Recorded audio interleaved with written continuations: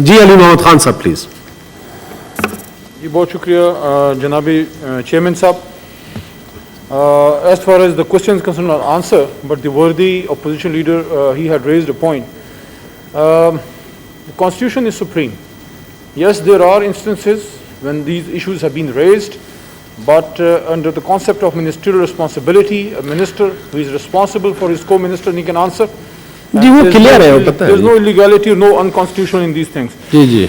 Sir, ये जो सवाल हुआ है, what has happened in countries like Pakistan, India or Bangladesh over the past couple of decades is that the overusage of antibiotics, especially self-medication and availability of antibiotics in various medical stores, what it has done is that it has sort of created a resistance to the effectiveness of those antibiotics, and therefore a need was felt to do something on the national level. Internationally, the need was felt for this, and under WHO in 2015, a World Health Organization national emergency plan was devised.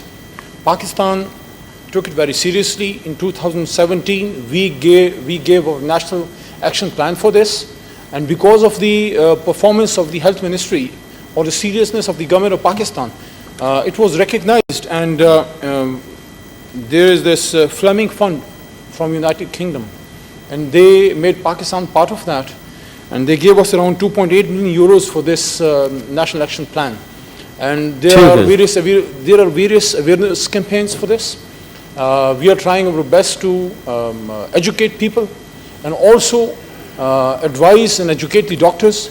As in the developed countries, there is this tendency not to give high dosages of antibiotics to small kids. In countries like Pakistan, what they do is that they will give a 500 milligram of some antibiotic to some specific kid. So there are awareness campaigns and there are educational campaigns, seminars going on, and we are trying to work on this, that how to break this resistance level. But this is something which is there, prevailing there in countries like Pakistan, developing countries like Pakistan, India and Bangladesh and Sri Lanka.